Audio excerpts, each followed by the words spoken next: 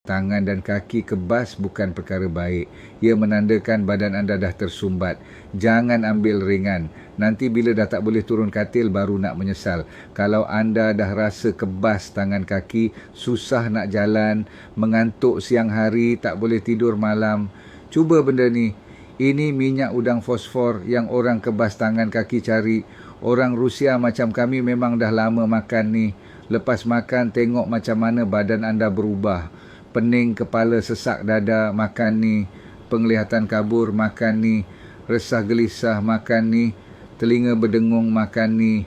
Tak bertenaga, makan jelih ni. 1 biji dah ada 95% ekstra minyak udang. Bantu melancarkan seluruh badan.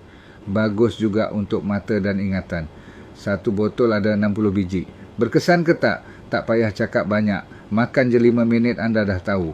Hari ni saya bagi anda guna dulu, bayar kemudian. Tangan kaki tak kebas dah, baru bayar.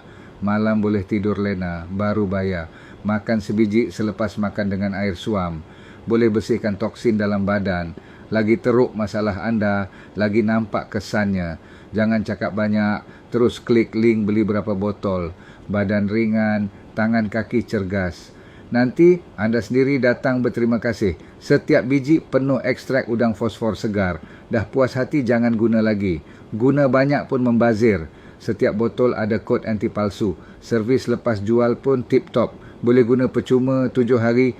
Tambah lagi insurans penghantaran. Terima barang puas hati simpan. Tak puas hati retain je. Tak perlu risau langsung. Penting hari ni harga memang berbaloi. Stop terhad. Cepat klik link beli. Lambat nanti tak sempat.